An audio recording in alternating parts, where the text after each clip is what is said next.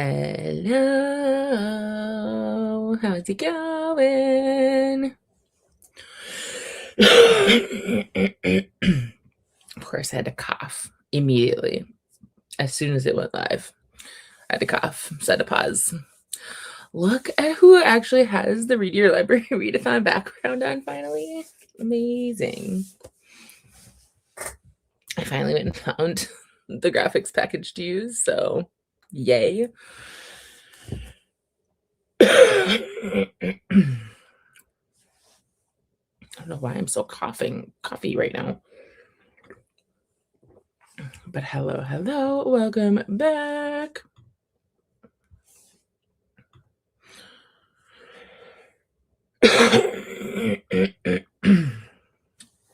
Oh my.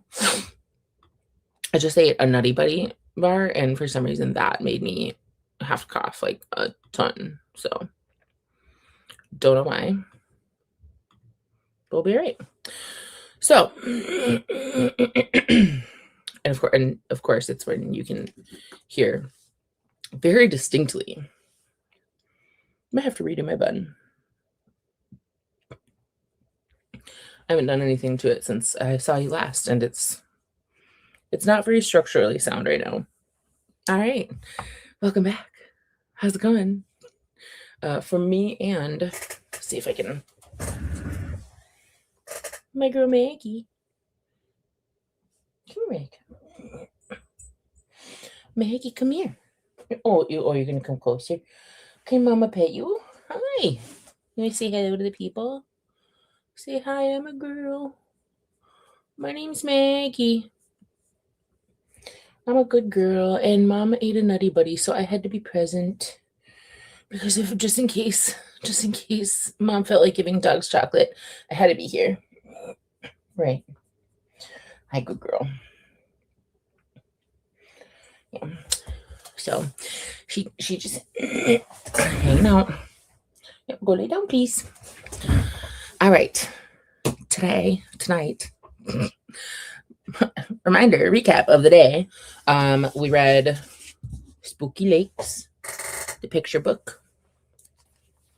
Spooky Lakes from Spooky Lake Month. We also read Highly Suspicious and Unfairly Cute by Talia Hibbert on audiobook from the library. That one is going to the library. They're both library books. And now tonight, you all picked it. We're reading The Poet Empress by Chantal. This very, very, very pretty physical edition book, this is crazy. The amount of effort that went into this book for it to be on Walmart shelves. This could have been a $15.99 paperback, and I would have bought it still. But for this to be $32.99 for a Walmart shelf and to be like this gritty, sparkly dust cover, beautiful end papers, the naked hardcover is really pretty. The rose goldy foil lead edges, like this is crazy. That's crazy. So that's what we're reading. But also, guess what arrived today that for us to open together? It's my satisfaction box. Tell me now if you subscribe to Satisfaction and you don't want me to open this. I have already seen unboxing videos online from some people who've gotten this month's box already. If you don't know, Satisfaction is a book box subscription, but it's the best one. It's honestly, it's kind of the only good one. So it's Satisfaction, like satisfaction, but Satisfaction. It is a book box that is all Black authors and all like self-care themed. So every box you get a book, and I've only gotten one so far. This is my second one. But let me tell you, that book was like the most beautiful special edition book I've ever seen in my life. And then it's a bunch of like little self-care items, and it's every other month. And I find that it is more worth it than every other book. Like I've done multiple other book boxes. I did cancel my subscriptions to all of them when they all did the HP fanfic books this past year. So this is now the only one that I do. I'm not gonna look at the what's inside, but I'm really, really happy with it. It's always packed really nicely. Okay. I got a pedicure in a box where it's got a sea salt soak, a sugar scrub, and a massage butter. I'm assuming all for my feet.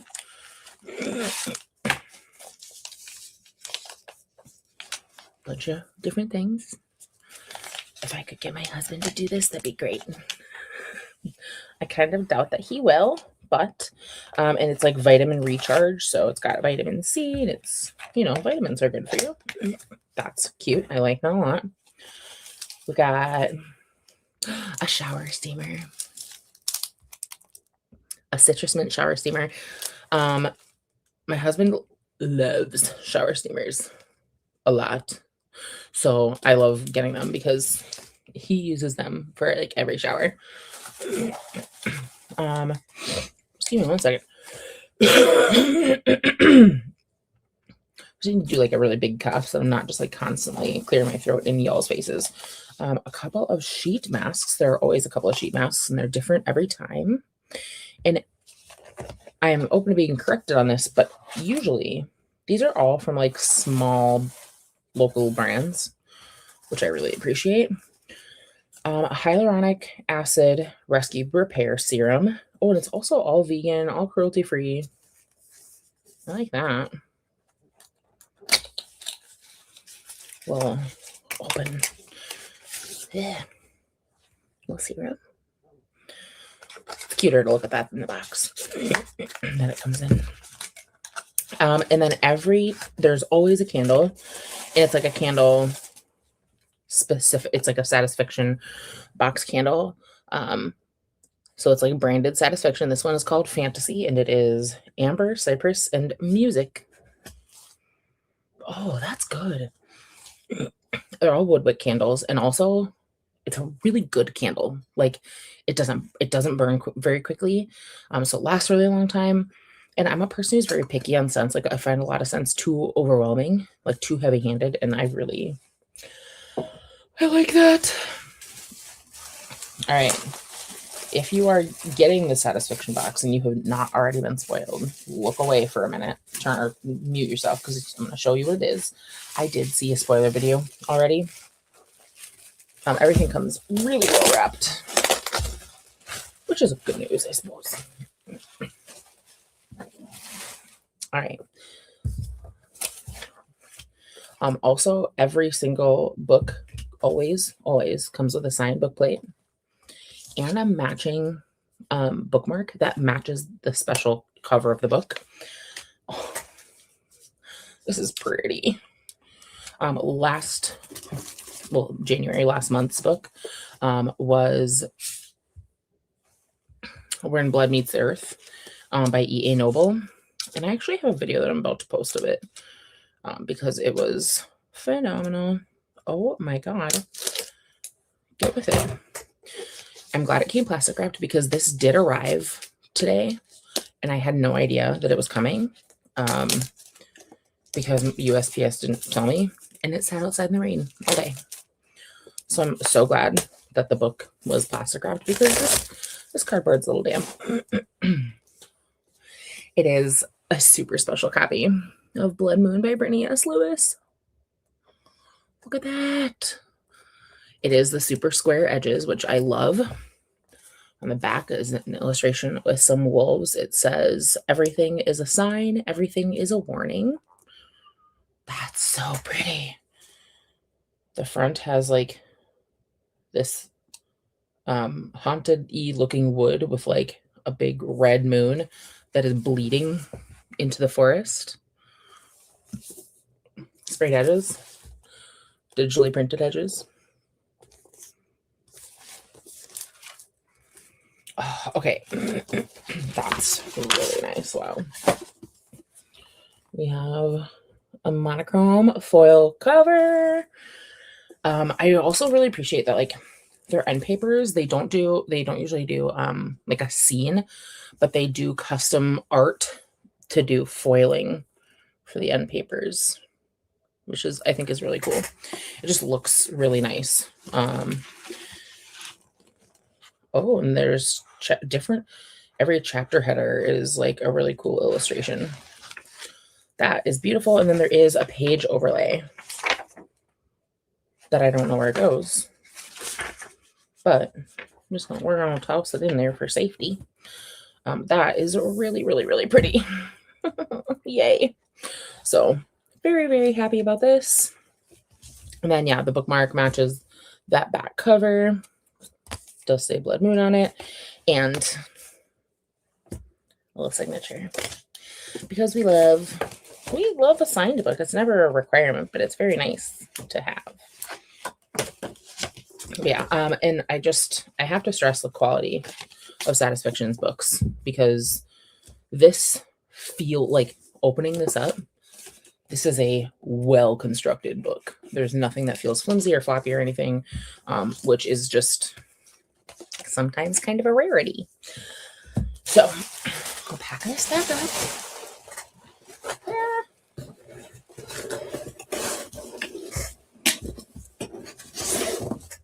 Get that out of the way. We'll put our self-care items somewhere. Just add them to the piles over here. I'm going to add the book to the book pile over here.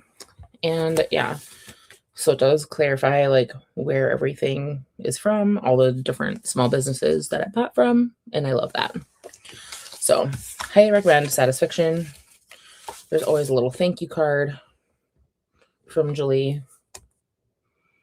So yeah, that's a little happy little book mail.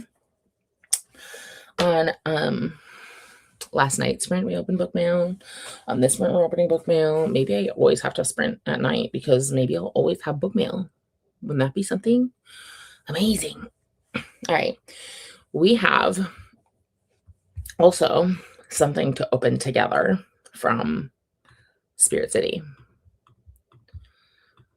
Okay. We have a new Spirit. I waited to open it with y'all. And this one is, it's the gnome. That's right, it's the gnome. I forgot what it was. So yay, now we have the gnome. Hooray. Little cutie gnome friend.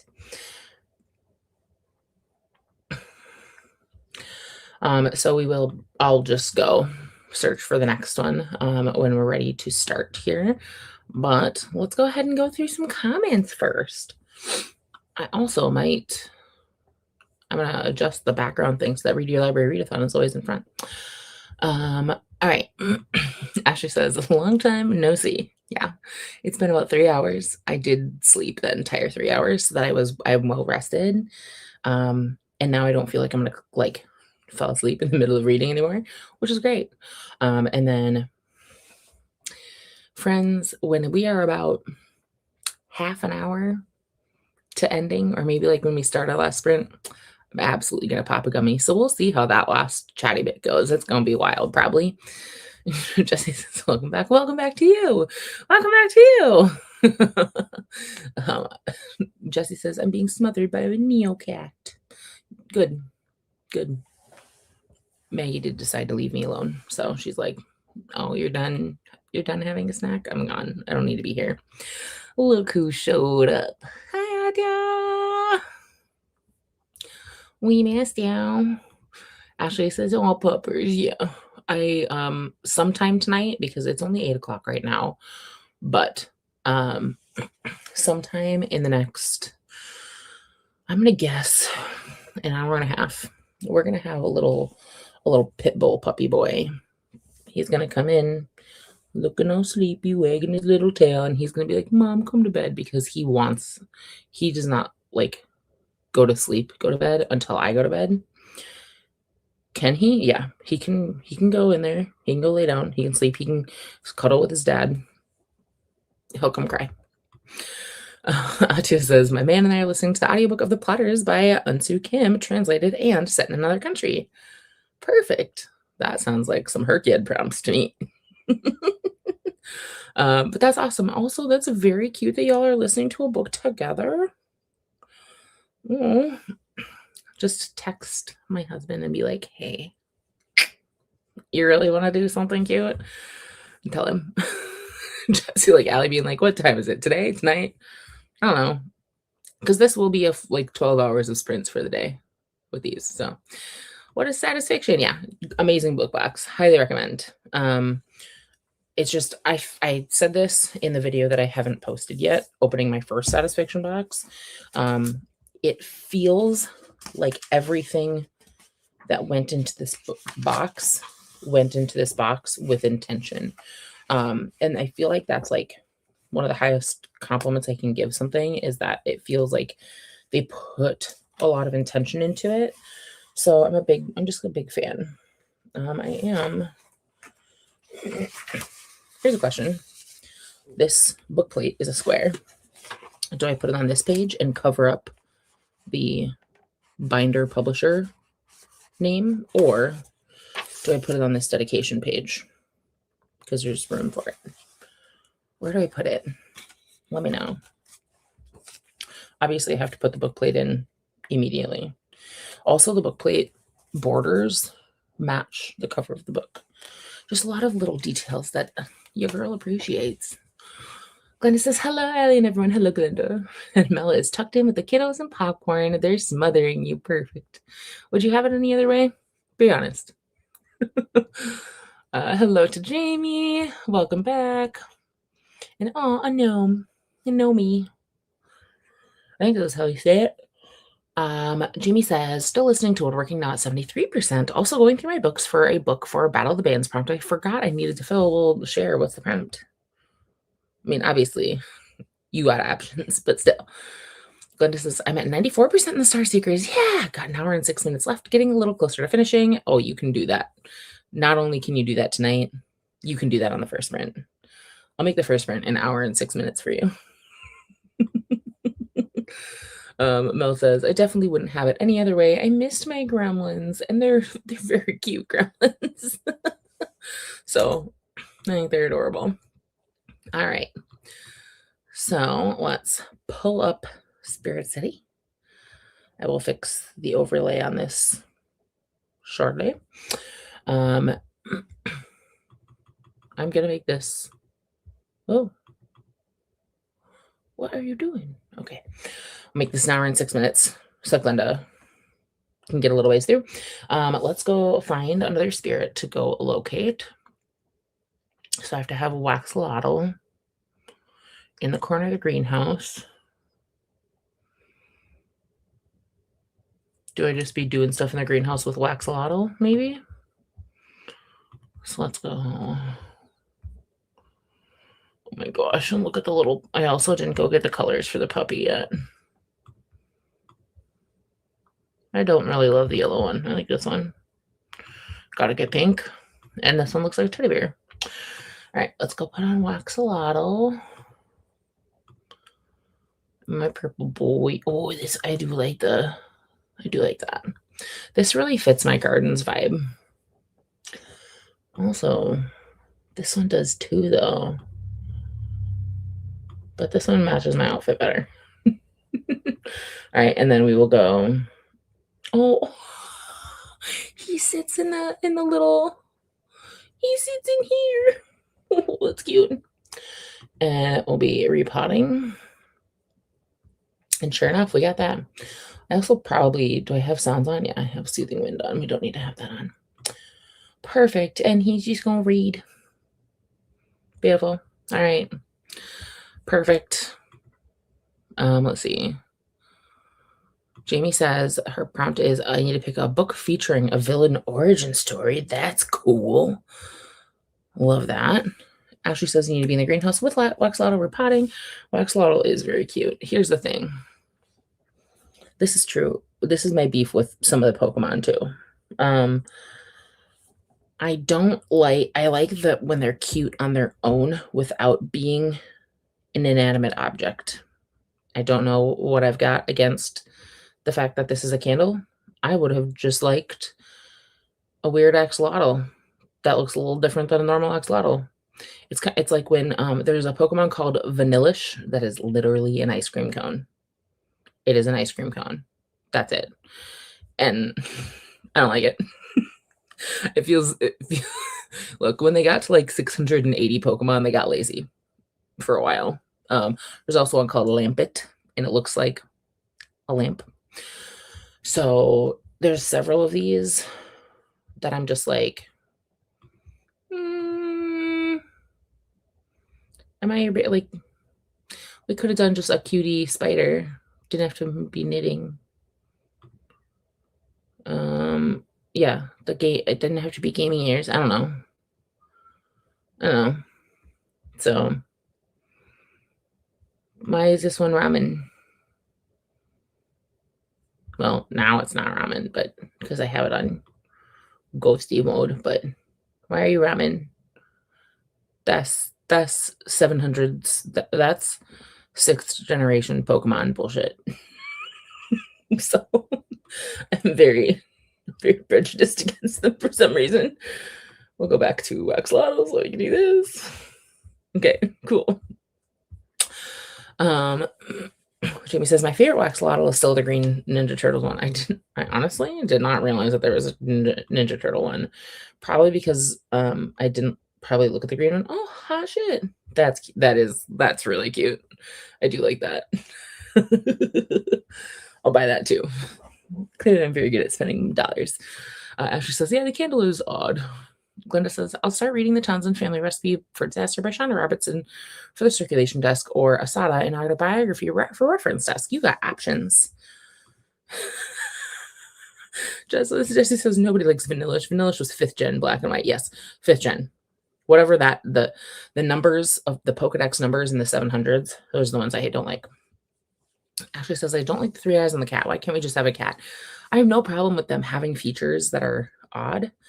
I have a problem with them having features that are inanimate objects because it kind of feels like somebody went, how can I be creative? Oh, a candle. I could make something that has a candle on it. Like it does smell really good. It feels like they just looked around and picked the first thing they saw. Feels lazy.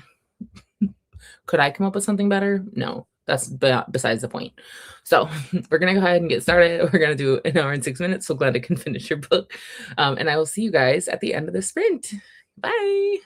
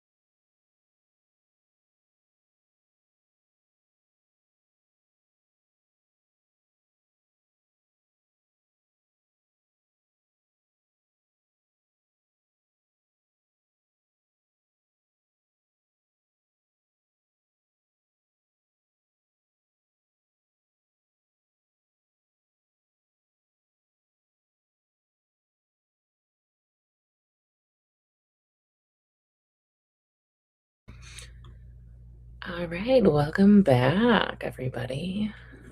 Well, okay, this is really bugging me. Okay, I just wanted to make sounds. All right, we have a spirit to find. Look, come here, little guy. Let's see who you are. Oh my god, it's a triceratops! Shut up! Holy crap, that's so cute. Oh my god. It's a tiny little triceratops. Oh, triceropods. That's cute. That's cute. I like that a lot. Also, I have to tell you that, like, obviously, lots of you probably know Land Before Time. Do you know how long it took me to understand that Sarah's name was Sarah because Triceratops? I thought her name was Sarah. It is Cera. It's Sarah, like Triceratops. Oh my god. All right. On our next sprint, we will look to find this one. So we'll go get that ready in a minute. Oh, that covers my name up. I just put on my like little currently reading thing. And it worked really well for in sprint, but it doesn't work great for right now. So we'll take a look at that separately. I'll go put that into Canva and figure out what's going on with that afterward. So I got not very far in the Poet Empress there. So I got to like 5% because I actually spent the majority of my sprint updating my stats for reading for the year. So for those who don't know, on the story graph, which is my drug of choice for tracking my reading, why don't I share my screen? I don't want to tell you what I'm talking about. So as I read books, I add custom tags to them. Like this is so many. If they're for a specific reading challenge, like my 26 and 26 or Herkyad, if I get them on Libby, I track how many I get on Libby from my roll for TBR. If it's a physical book that I took off my stacks, and then I also do track like some author demographics, because then if I go into stats, so for those who don't know, Storygraph does a bunch of stats for you, which I really like. So it does all these average time to finish, the moods of books as reported by readers, pacing of books, what size of books I read. Who is she? I've read 3 nonfiction books this year so far, and last year I read like 2 total. Great. Genres, and then all the different tags, which I don't look at this report because I look at a different one. And then the formatting of books. I'm an audio. I'm doing audio for all my print books, so very few digital. And then like it tracks how many books you've read each month, along with how many pages, average star ratings. Anyway, it also can do custom ones. So if you add a custom tags, you can make your own graphs. And my goal, so last year I ended, so at the beginning of last year, January, I went through and I was like, hey, how, like, yeah, I've read books by BIPOC authors, but oh my God, I thought that I've been sharing my screen this whole time. Whew, great. Anyway, so in January last year, I was like, hey, I wonder if I'm actually like, I like reading books by BIPOC authors, but I'm actually reading them. And I went and did the math, and no, I was not. Beginning of January last year, my annual like percentage of BIPOC authors was at like 8. So last year, my goal was just a flat like read fewer books by white authors, just focus on getting more diversity in my books.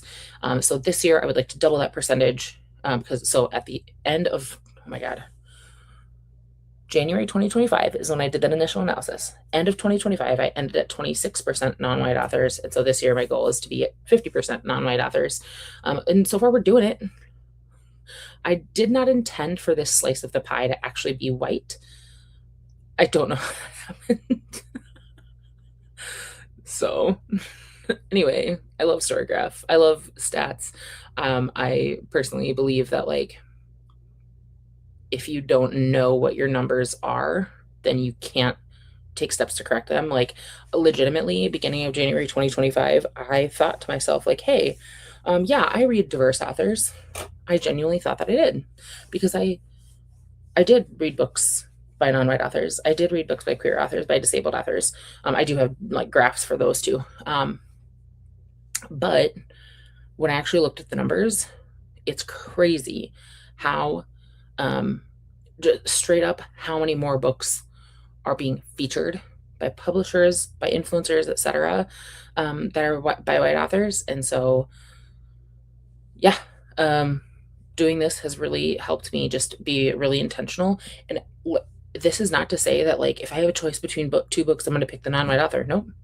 It just means that when I go to a bookstore and I'm thinking about, like, hey, I'm looking for a whatever book today, I'm looking for this kind of book today, if I want a cowboy romance, I'm just like, I'm looking for recommendations for cowboy romance that I haven't read before.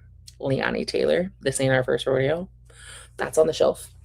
And so really it's just about being intentional about going and finding. And let me tell you, the quality of your reading goes up. I like that. So yeah, I didn't get very far because I just went through and updated, made sure all my stats are updated. But I did get to 5%. I also found the perfect bookmark for this book. It's a baobab tree, I believe.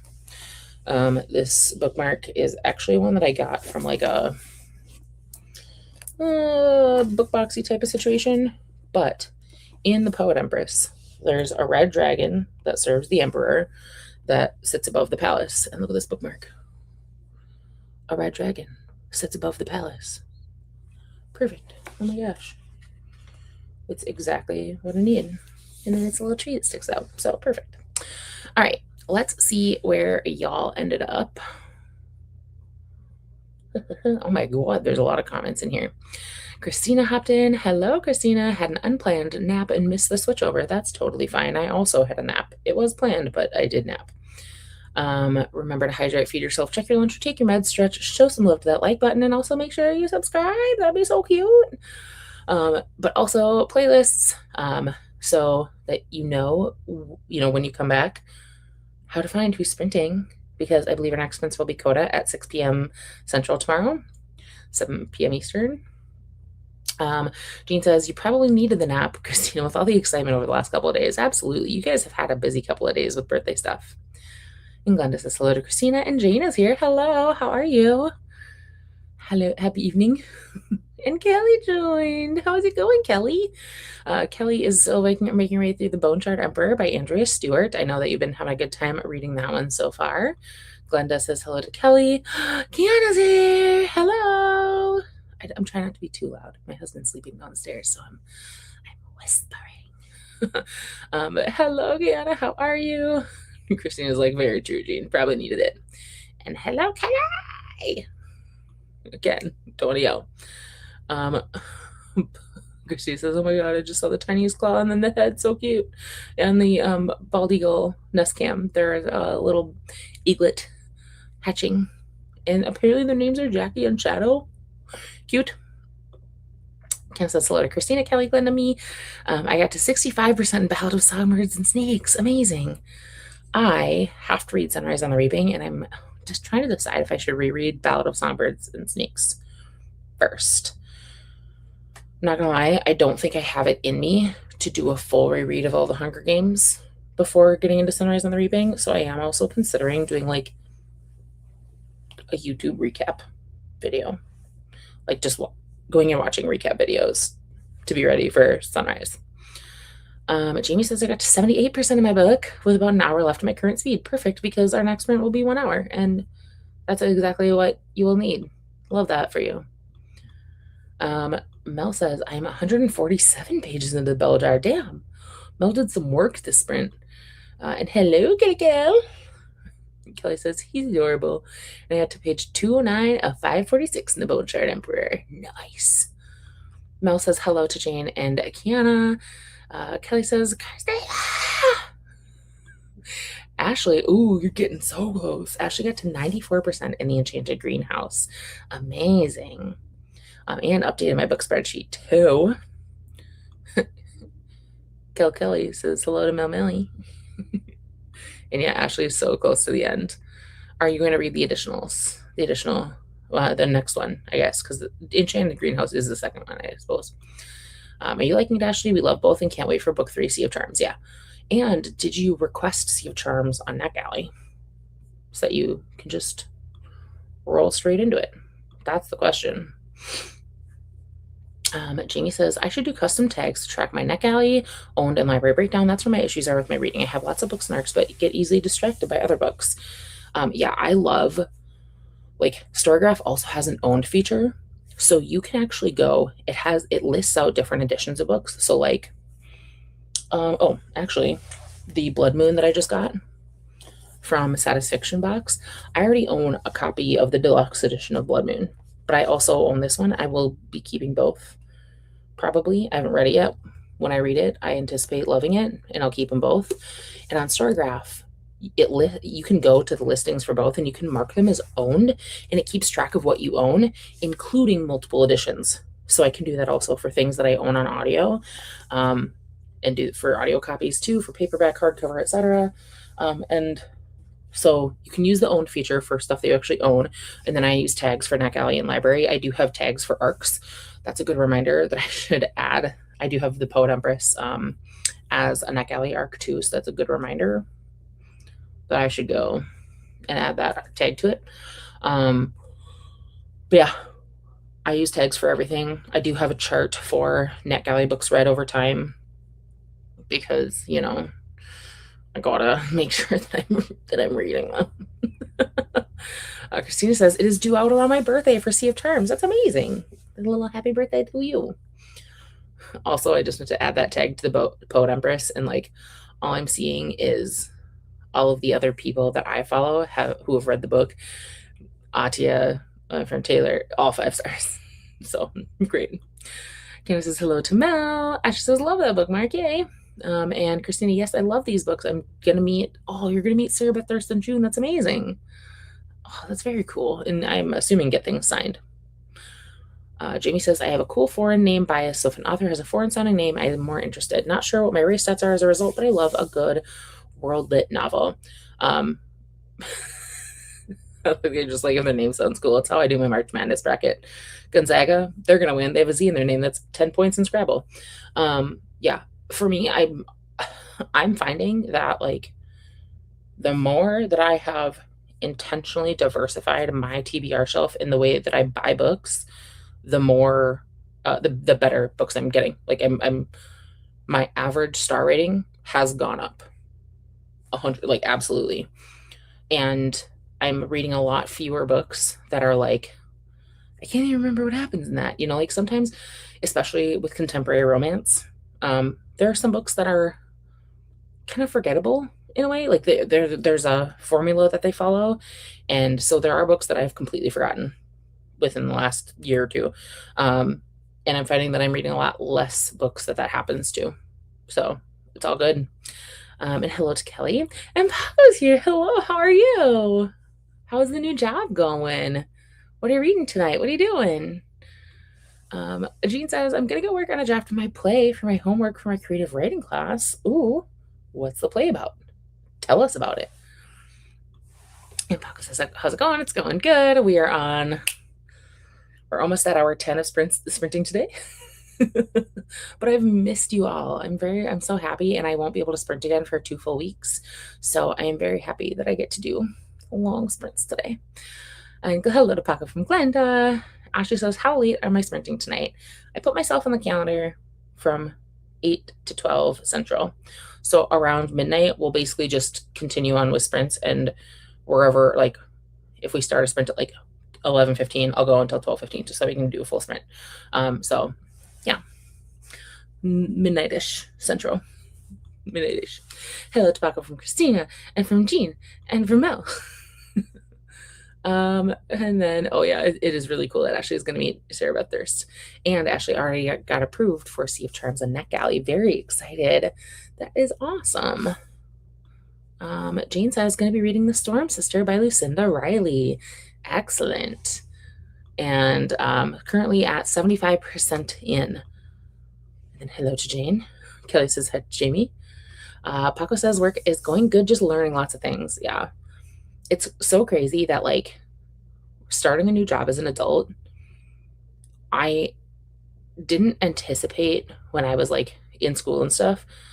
After you finish going to school, whenever school ends for you, it's kind of like oh, okay, I'm done with school, I'm good on learning. But then, like, when you start a new job, I always underestimate how exhausted I am from the amount of work that my brain does learning how things work at a new job.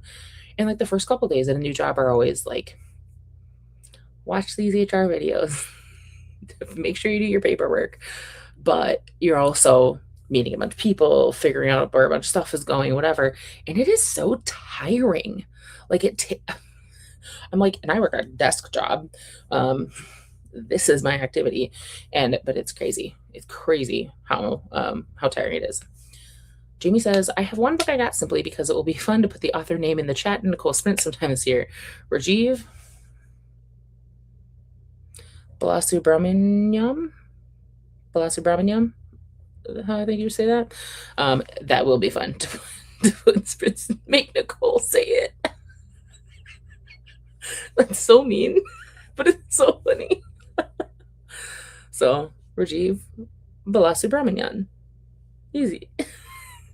Vaco says, I'm getting used to the new schedule. Absolutely. And I hope that the schedule is good for you. I hope that it's one that is going to work out for you really well. Because I know also sometimes it, like,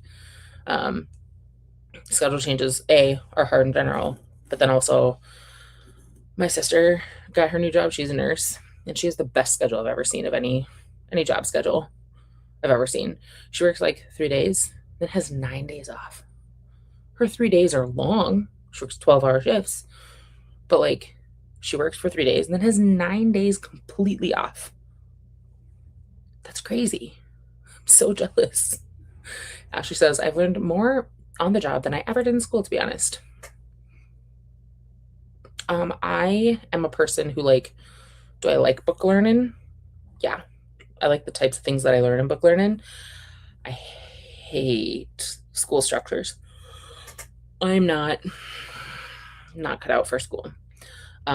Being diagnosed autistic and ADHD at 28 definitely was like, oh shit, school could have been a lot easier for me if I'd known.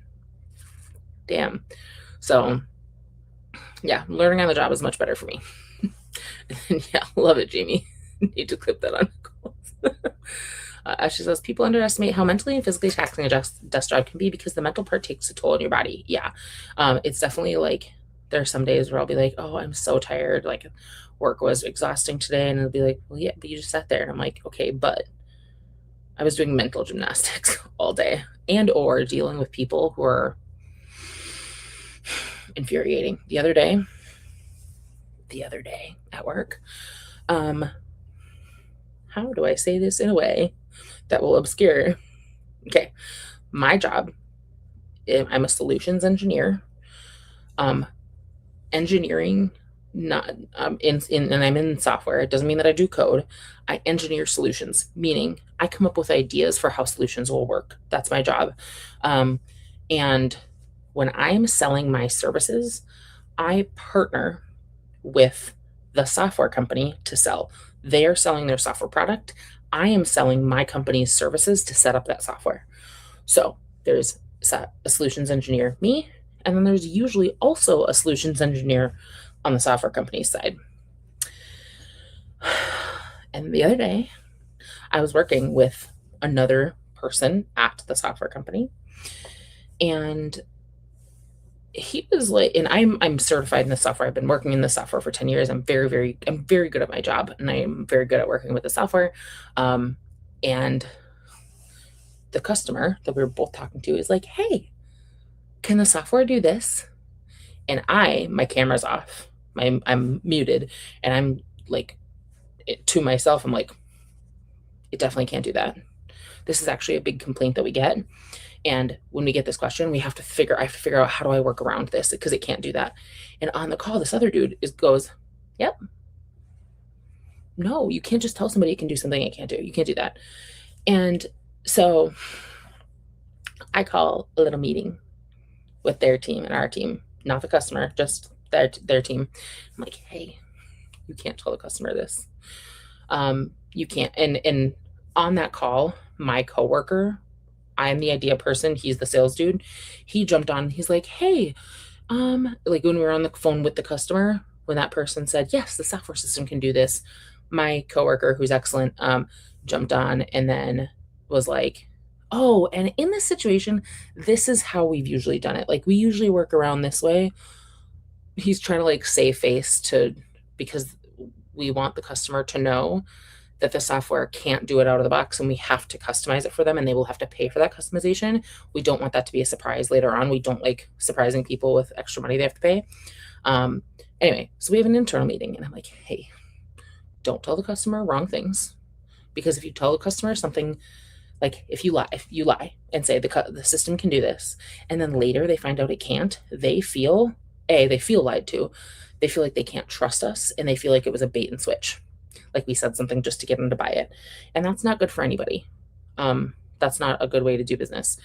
So on this internal call, I'm like, all right, we need to come up collaboratively with a way to move forward and bring this customer an option to make this function happen for them because the system can't do it.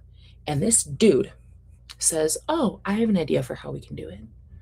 And he says everything that my coworker said on the call with the customer and claims credit for that idea. Because a lot of the people on the internal call weren't on the customer call. So he completely claims credit for my coworker's idea. And I'm like, first, you tell the customer wrong things. You don't know how your system works well enough. And then second, you're going to be lying about it? Oh my God. Needless to say, this is a day that was frustrating. So, anyway, yeah. I'm the same way. I don't believe in standardized testing either. Standardized testing, I get why people think it's important, but the way that it's executed is bad. Alicia's back. Hey, I'm just joining, playing Astrobot and pulling out Easter decor. Bunnies. My mom is hopefully decorating for Easter, and she's hiding our golden eggs. She used to do like full Easter baskets, and now she does like a big egg that's got usually like a $50 bill in there and some candy and some gift cards for me and my husband and my siblings and their spouses. So I'm going to my mom's store. Christina says, hi, Alicia. Ashley says, do you work in Salesforce? Yes, I work related to Salesforce. I don't work for them. I work for a consulting firm that sets them up. And hello, Alicia from Mel. Kiana says, we have Salesforce. Here's what I'm going to say about this. Anytime someone says, like, ooh, I have Salesforce, I don't like it, it's not that you don't like Salesforce. It's that you don't have a good administrator to set it up for you. Because Salesforce as a software is really cool. It's the Legos of software. You can set it up however you want. You can customize it however you want. You can do literally anything with it. But if you don't have a good, smart person who knows what they're doing, then yeah, you're going to have a bad experience with it all the time. I love setting it up. That's my job. Ashley says, I feel like we work at the same place. I work at an advertising agency that also sets up customers with Salesforce. It's a part of our business. Yeah. We are a firm that only does Salesforce implementation, primarily with some of their more complex products that they sell. So I work with a lot of construction firms. It also means, hold on, please hold.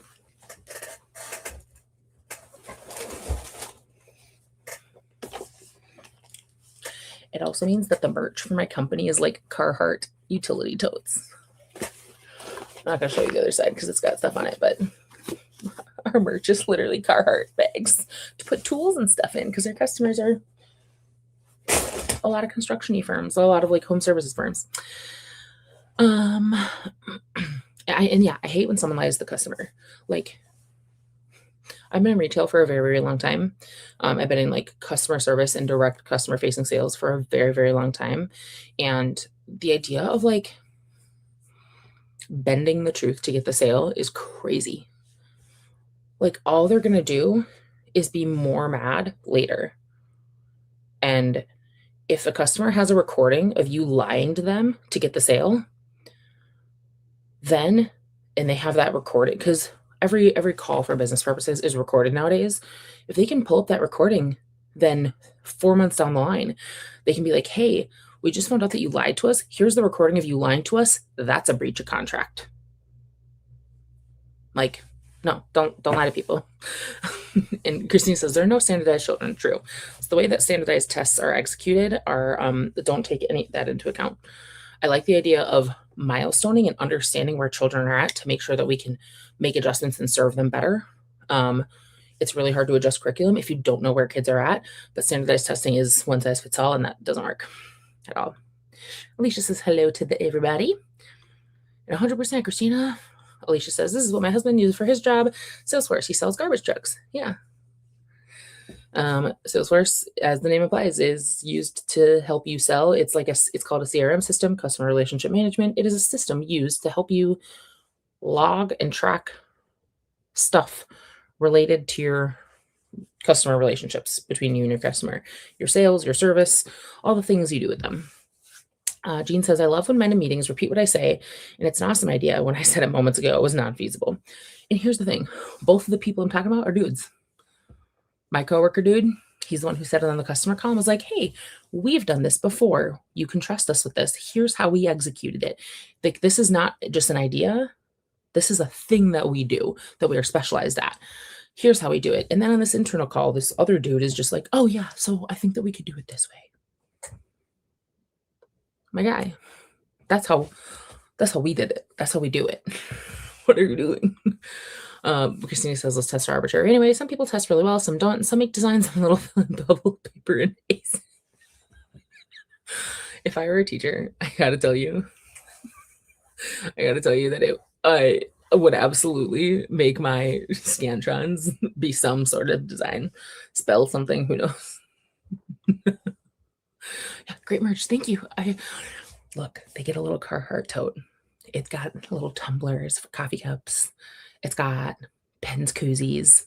It's got a couple like little tools in there. The kinds of tools that people would find helpful, like around the house. And then it's got a little card and it says, let's build something great together. Get it? I'm so excited. Ashley says, were you around in the days of Exactary before it got bought by Salesforce? Sort of. So I was around at that time. I was not working in Marketing Cloud at that time. So, but yeah. So I was around, but I wasn't working in that sector of things. Christina says, yes, I'm a horrible test taker in general, and I'm the opposite. I don't do homework. I don't do that. I do, however, have the ability to like lock in when I take a test.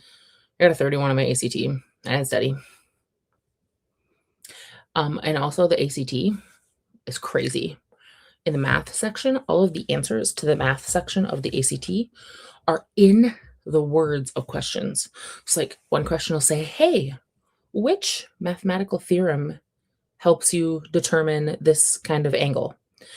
Another question, and it'll be like theorem A, B, or C. Another question on the test will say like, hey, using theorem B, find out the angle of this. So all you gotta do is read all the questions first, and then you'll know half the answers. Jean says, I agree, Salesforce needs to be configured correctly, and oftentimes it isn't. I would say most of the time it isn't. I do a lot of like training for people, because Salesforce is a tool that does free education. So if people want to learn to do it and learn to get into it, it's all free online. And I do a lot of training and education at events and stuff to like teach people how to build it better, especially keeping neurodivergent folks in mind, how to design it well, so that users of it, if you're a person who uses it, you don't say, ugh, because you got to design it for people, make it look good. Kiana says, I work with the county and I have to bear it or hear it when someone else does not do their job. You can't tell people that they will get their EBT, Medicaid, and cash on time. Yeah. Also, one of my customers one time was a Social Security firm. The whole Social Security process and disability process, that's crazy. I could not work with I cannot work for that part of the government because I would feel too bad for people. I would hate how often I have to decline stuff. Christina says, and now tests are online and they get harder or easier according to the correctness of the last answer. That also feels like it doesn't accurately test kids. And then there's my youngest that would sit there and take 20 minutes on one question until he figured out and got it right. Was it at his level? No, but he got it right. It's not accurate. So I don't love that. Jamie says, I always like merch that is sturdy, well-designed, and actually useful. I am in charge of marketing for my company. I'm not the marketer, but that's what I am in charge of. And yeah, I am not going to get a bunch of swag that nobody wants. I won't do it. I refuse. Jean says, another one is the HR software we use. It could do stuff for you, but they have chosen to limit it. Oh, I hate that. I've seen ads on YouTube. Is it Rippling? I've seen a lot of Rippling ads lately. But yeah, when they just like limit stuff, sometimes it's for their stuff for a reason, but if it's not, no. Paco says, okay, I put my sprints for new times that I can do so I don't feel like a miss. You have a good excuse. You have stuff going on this week. But Christina, go look. So Ashley says, is it I'm a project manager and we're getting new PM software in June. So this summer should be fun. Good luck. We use ClickUp at my company. And because we're all tech people, we go configure it ourselves how we want to. And then, so I guess Rippling, Ashley is guessing Workday. Oh, and Ashley was right. It is Workday. Damn. I was wrong. Ashley says we use Rippling and it's not great. I have a friend who used to work for Rippling. She had stories. And yeah, Christina says tests are never accurate because there are no standardized children. Correct. Oh, and Paco. Christina wants to know if they're scheduled on YouTube, if she can go to your page under your live scheduled and pull the links from there so that she can add them to the playlist. That's what she's looking for. Ashley says, I have to use all the different systems for clients. Slack, Asana, Jira, Workfront. I love Jira. Atlassian Jira is like my favorite thing. I don't get to use it. I don't need to use it I'm now on the sales side, but damn, I love Jira. Anyway, this is a really relatable conversation for a lot of people. So, and that's the end of our comments. So I'm going to fix this, the fact that it's over here. I don't like that it's covering my name. So I'm going to fix that while we're on this next sprint. Got to figure out where to put it so that it will work when I bring up Spirit City. Because when I bring up Spirit City in this configuration, it works perfectly. So we're going to figure out where to put that. But during the sprint, we're going to go find another spirit. We're going to look for this one. We need to have Hedgelog outdoors to join me for midday. So we're probably going to go afternoon. Never knew it could be tempted away from its toasty fire and snacks. So we're picnicking. So let's go grab Hedgelog. Which one is that? That one. That's right. This little guy's cute. And I already have him purple. Okay, he has multiple purples. And they are all going to fit our garden, I bet. Yup. Actually, do you think that this one looks good in the garden? Perfect. And let's go.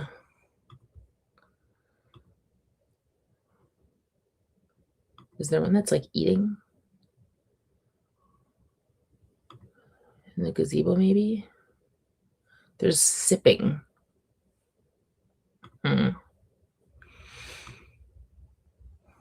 And like those are my snacks. I put those out there. It's not from the. And if I go to afternoon. Oh, afternoon did it. Okay, cool. That'll work. So we will go find whatever this one is next. It looks like it might be like a little bear. A really short one. This one looks like Bulbasaur. This one looks like a Bulbasaur, basically. A lot of overlap with Pokemons. All right. So we're going to do another hour sprint. We'll keep this up in the corner here. And oh yeah, oh yeah, Ashley likes Asana, Christina, this is our playlist. So again, if you're not on the playlist, what are you doing? Click that. It'll bring you back to this stream, but then also leave it up on your screen. And then next time somebody sprints, it'll be there. Sherry says, "What? You back?" Yes. I gave people the option to choose for me to sprint tonight or tomorrow morning. So I'm sprinting tonight because that was what the vote was. And then I'm gonna sleep in tomorrow. Hello. Um, Before we end the sprints, I'm gonna take a gummy so that I get in the silly brain mood, and then I'll take melatonin and then I'm gonna pass out. It's gonna be great. Talk me into it. It was not that hard though. All right. Sherry's nice. And Ashley can confirm the next one is not a bear. So hopefully by the end of the sprint, we'll find out exactly what it is. All right. We will see you in 1 hour, friends. Bye.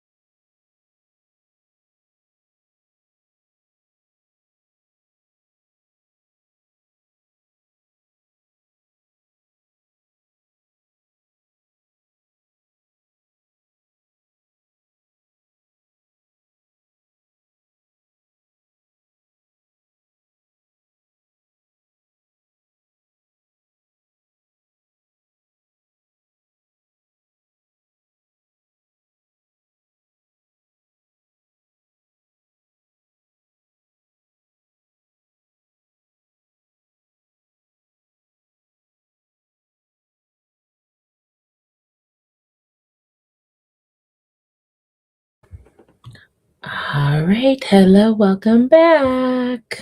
We have another spirit that we found. I got to, let's see, it's page 65, which is 17% through, and I really, really like this so far. It feels similar in setting and overall setup to of Jade and Dragons by Amber Shen, and then also a little bit like Eon by Allison Goodman. I really like that duology. So yeah, enjoying it so far, and this bookmark is just perfect for it. So that's where I'm at. Let me know where y'all are, and we will find out what this spirit is here. Oh, Lord. Oh my God, it's a pig. Shut the fuck up. That is so cute. Oh my God, it's a little picnic. Is that its name? Picnic. Oh my God, that's so cute. Oh my God. That's adorable. What colors does it come in? I gotta go to all my new ones and pick out their cutest colors. I'm not gonna lie, I'm not a huge fan of gingham. Obviously, we're gonna buy purple.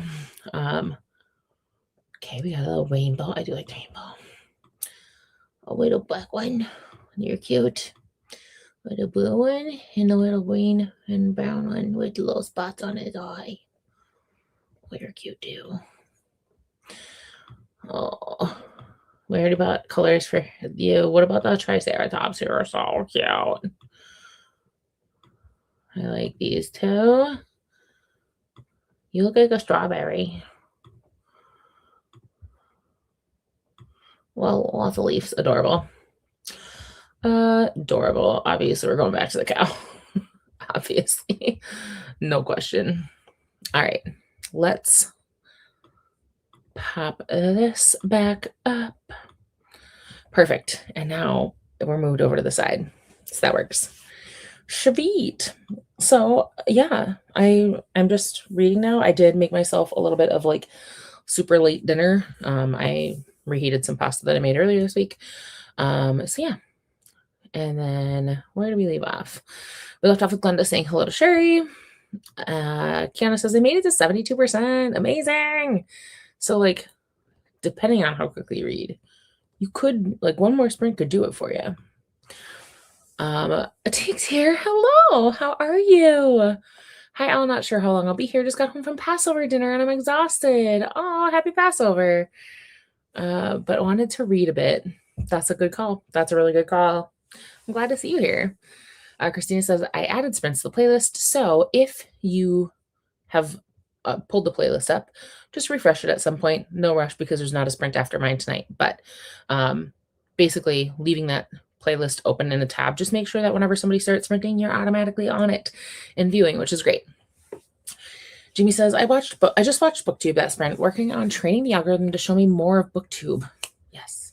Also trying to mark the 4 corner stitches on a round center for a crochet blanket. 4 corner stitches on a round. It's like you have a round and you're trying to find the 4 corners. I'm confused, but I'll accept it. Christine says, how cute. Yeah, the little picnic. That's adorable. Jean says, I got to 15% of I didn't do it. Excellent. And we have some hellos to take. Hello. And Jean says made it to about 84%. Very nice. Jean says, can we see the pig again? I missed it. Yes. Let's go. Open up. The pig. Picnic. It's a pig in a little picnic basket. Oh my gosh. They're so cute. I think the little black one is maybe the cutest one. Look at your little blush. You got blush on. That's so cute. So this is adorable. This is so cute. Yeah. I don't think I don't love the fairy. She cute. Um, I gotta buy the purple of each one no matter what. Oh, she is really pretty in red. Oh, yeah, the red one's really cute. The red one's cuter. Like their little curly bob, little strawberry mushroom cake. No, the red one's cutest. I really don't love the gnome. I don't know, not my vibe. But these are all pretty cute. And that's right, I forgot that I can pet him. You look like a little strawberry. You're so cute. And then this little dog, I guess, technically. But I like that. But obviously, there's no contest, man. Oh my gosh, I can't pet the cow right here. Oh, there we go. Perfect. Kiana says, I'm probably going to head out soon. Getting tired, but I will. Boop like button. Thank you. The cow is definitely cuter than the pig. The cow could not be cuter if it tried. Just its little bangs held down by its flower crown. This is top notch. Basket pig. It's a pig in a blanket, a flannel blanket. Okay, yes, but the collar around the pig's neck, that is the edge of a picnic basket. That is the edge of a basket. So, and it goes all the way around in a circle. The pig is cute. Cow is most adorable. It's a weird gnome. It's true. But sleep sweet. Yeah, yes, sleep tight. The dog kind of looks like a chow chow. That's what I said when we got it. I was like, that looks like a chow chow. So I vehemently agree.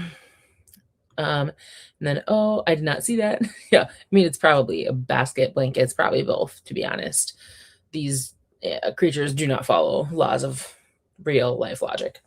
Also, I have set both of my candles burning for the ones that I got from the Satisfaction box that we opened at the beginning of the stream. So I've got my fantasy candle on, the one that smells like amber and cedarwood, and then I also have the one that I got last time, plot twist. It's white freesia, cashmere, and violet. This is so good. So Satisfaction's handmade candles for the book box are top notch. And also the label on the candle matches the book that you get. So like this month's book being Blood Moon, it's in the cover that they designed for it is like a lot of dark blues and reds, right?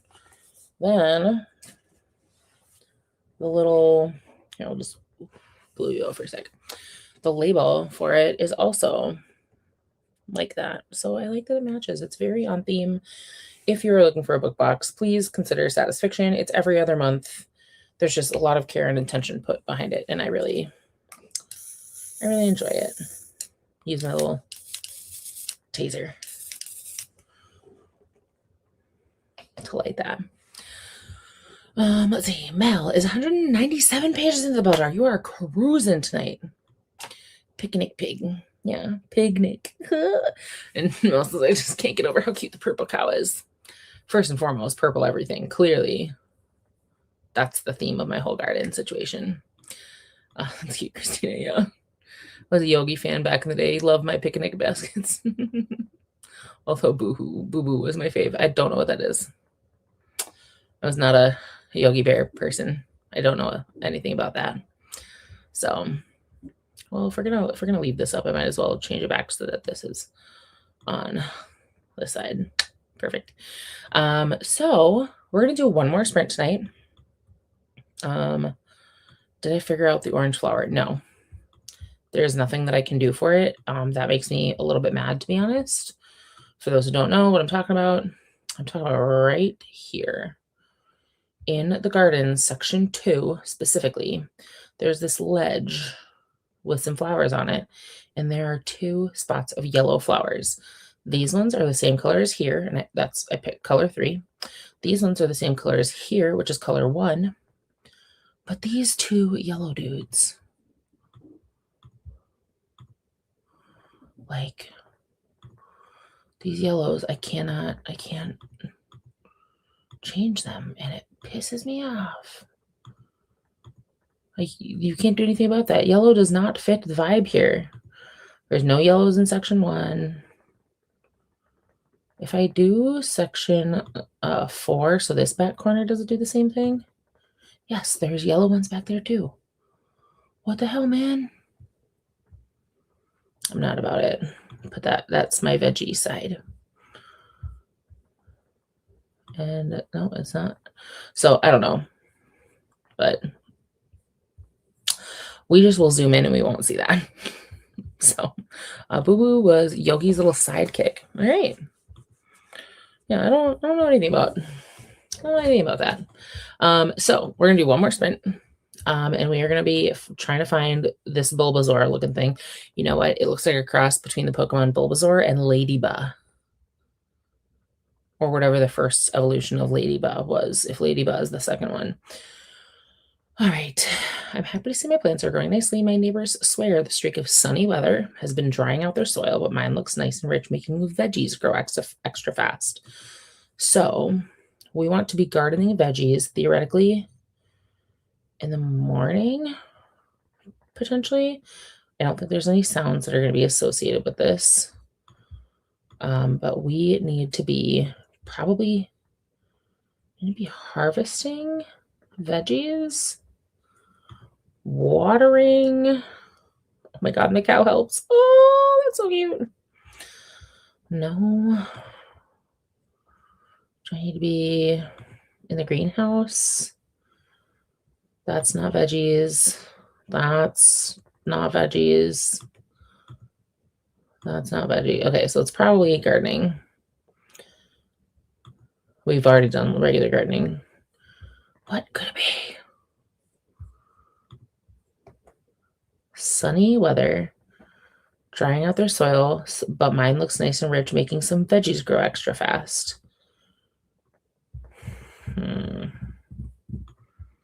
I don't know what else sunny weather could be. Like, oh, just afternoon. Okay. I would assume that bright sunny morning, but whatever. Okay, this is what we'll do. Cool. And we will go looking for this. And yeah, I love that the cow is just helping. I mean, most of the time, most of the animations will have the animal also doing the thing you're doing. So, like, playing a game at the computer, it also plays a little game with you too. But then they're just helping water. You're so cute. Adorable. My little helper.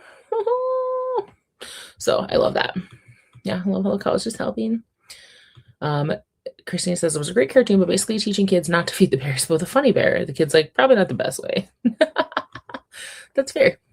All right. I'm thinking we might do just a 45-minute this time, so that we're done just past midnight. So we'll go ahead and get started, and then I will see you all in 45 minutes. All right.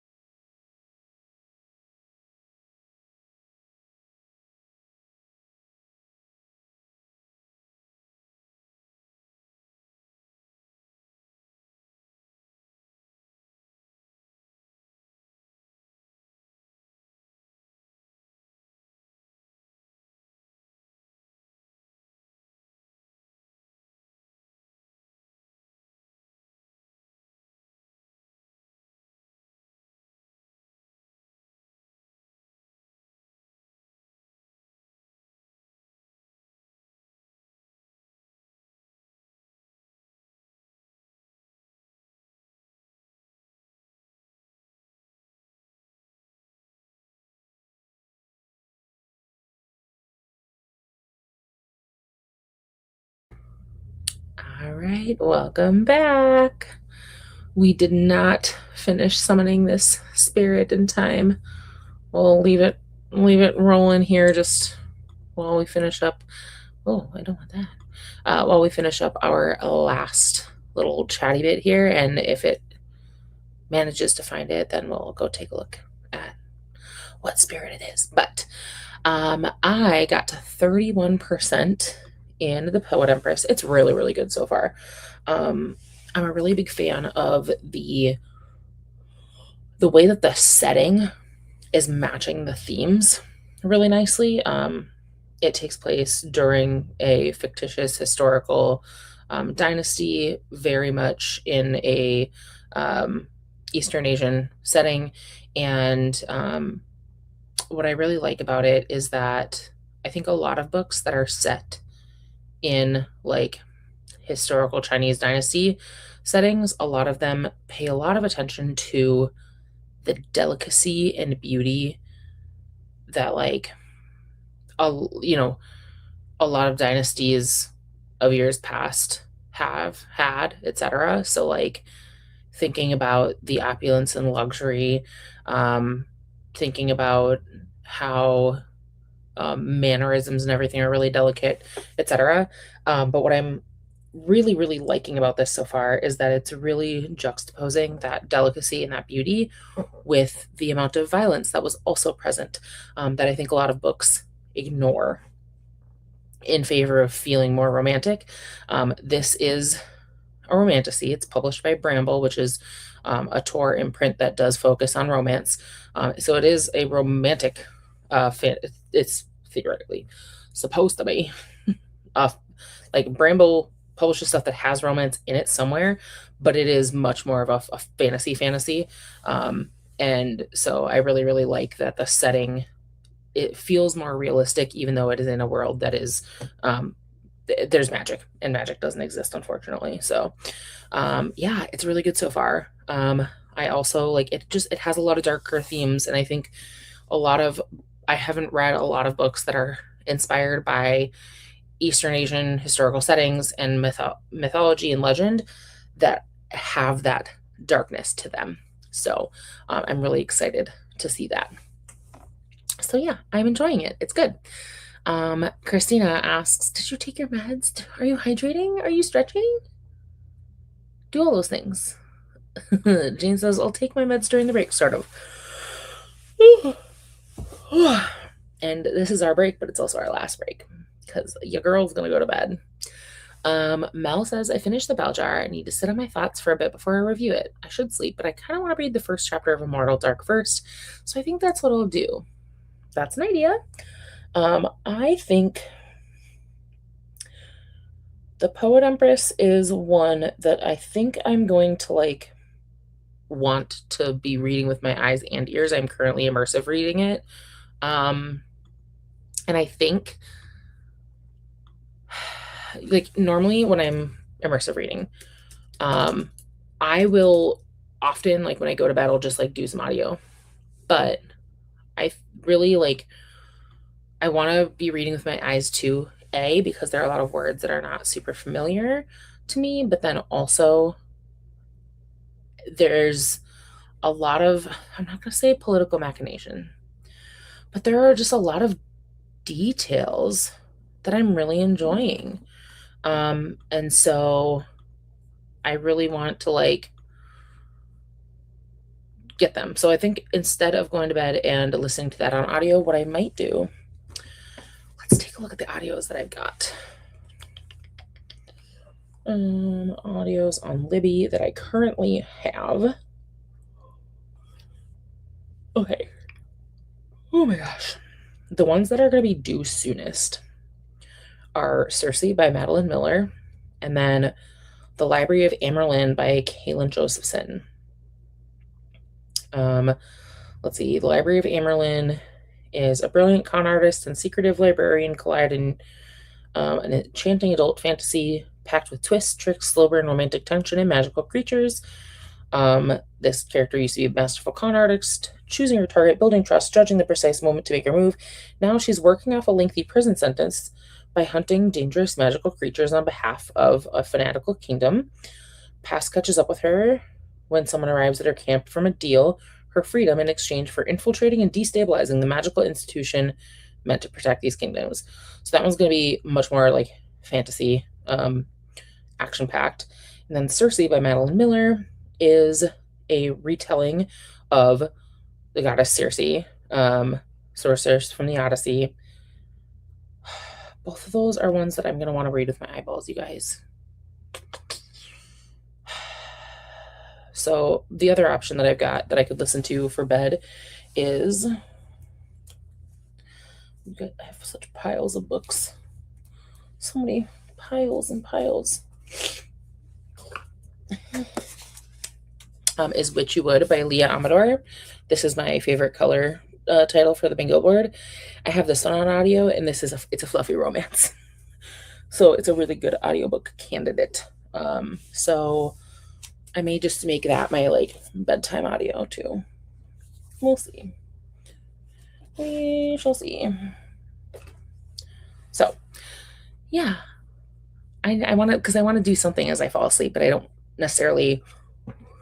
I think the Poet Empress is one that I need to be fully present for. Glenda says, I just finished Star Seekers. It was good. Yay! Oh, congrats. Yay for finished books. Jane is at 93% in the Storm Sister. You're so close. So, Jane, if you keep reading on your own, you could still finish that before going to bed. I don't know what time zone you're in, but it's possible. Christina says, watching a show with the boys before bed. Aw, I love that. Jamie, watch more booktube and get to 80% in my book. Need something a little less literary, more genre after this book. Maybe a murder mystery. Yes, I love that for you. You read a lot more literary than I do. And my version of reading more literary is just to read more involved fantasy that requires more of my brain to be present. And yeah, yay for progress today, everybody. Yay for finishing to Glenda. So close to the end for Jane. Thanks to Christina and Nell. And Mel. And you're welcome for hosting. Thank you. I will sleep. And I'll be sleeping big time. But make sure that you are on the trolley, because if you click this link, it's just going to bring you to the playlist. And then you'll be ready to join for Coda Sprints tomorrow, which are at 7 p.m. Eastern, 6 p.m. Central. And we'll be ready to rock and roll. You're welcome for sprints today. And yes, that was the last sprint. I just did 8 to midnight after my earlier ones. So Jamie says the audio for Circe was really good. Good. I'm glad. I am going to be listening to it for sure. It seems like it's one that I'm going to need to focus my attention on. So my plan currently is to do Poet Empress and then Dengue Boy, which, y'all, this book looks wild as hell because it is a little baby novella. It's so small. It's a little small book, very short. I mean, very short. It's got like 100 something pages, but it's got almost 200 pages, but the pages have 2 paragraphs on them. But this is a story of a humanoid. So it's in the year 2297 in Argentina. And the super wealthy enjoy pristine beaches and promises of life on Mars and Jupiter, while the rest struggle with extreme heat and no future. Youth are escaping into their VR machines to play Christians versus Indians, like a 19th century game.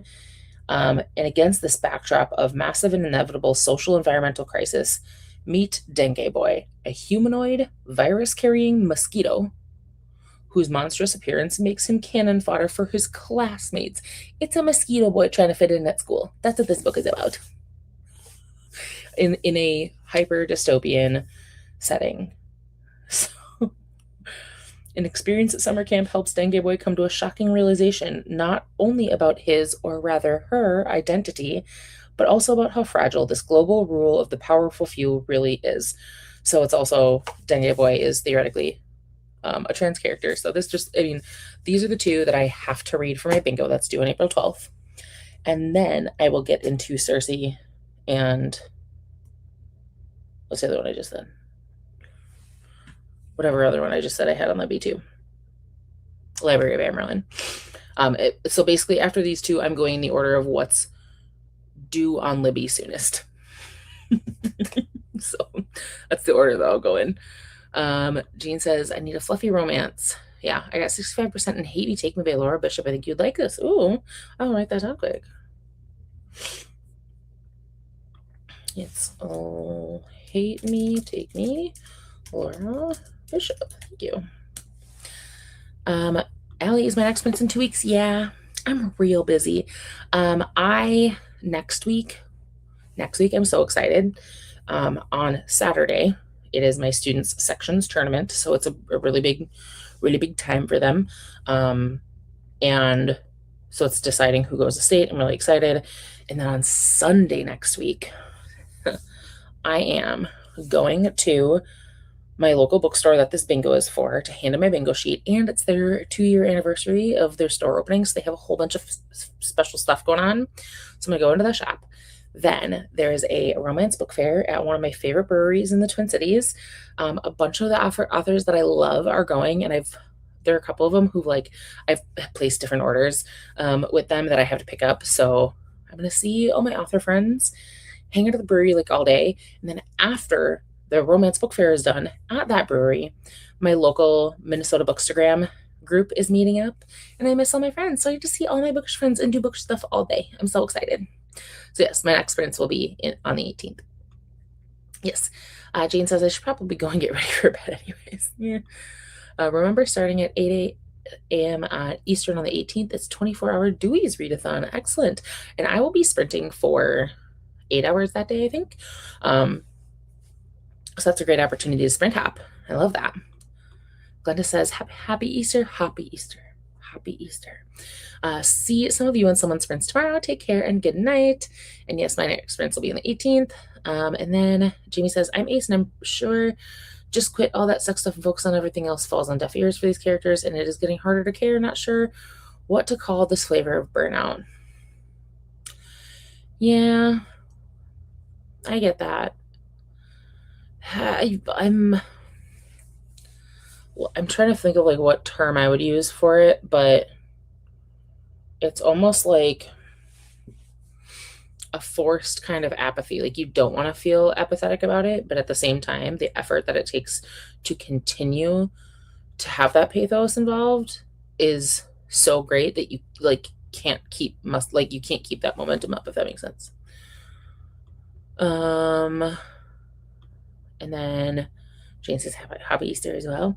And Christina calls out that there are a few people sprinting together for a little bit longer than usual. The BookTube Bibble has lots of people sprinting. Tell over at Cherry Blossom Crafts is going to be sprinting starting in the morning. We've got Princess Does sprinting at 1 p.m. Anna is sprinting for Vikingathon. We've got somebody, and Coda is sprinting, obviously, here. So we have lots of good sprint. Tiffany from Beach Bum Bookworm one is going to start at 12. So we have just a lot of options, which is excellent. Like to make sure people have people on holidays, which I do really like.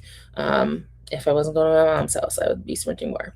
So, but I will be going to my mom's house. So with that, I'm going to go knock the hell out and sleep for 12 hours. And then I want to go hang out with my family tomorrow. And then I'll be back tomorrow night to hang out on Coda sprints. So thank you so much for hanging out with me tonight. Did we catch that last spirit? We did. Oh, let's check in with our last spirit before we head off. What a good way to end a sprint. Let's see what we got. Oh, okay. So it's kind of like a Bulbasaur, but it's a cross between, in structure, but it's a cross between BB-8 and Bulbasaur. Soil M8. Oh, so it is kind of like BB-8. Here's a copy. Alrighty. So we ended with capturing a spirit. Excellent. Well, folks, I will see you next time. And thank you so much for hanging out and sprinting with me. Bye.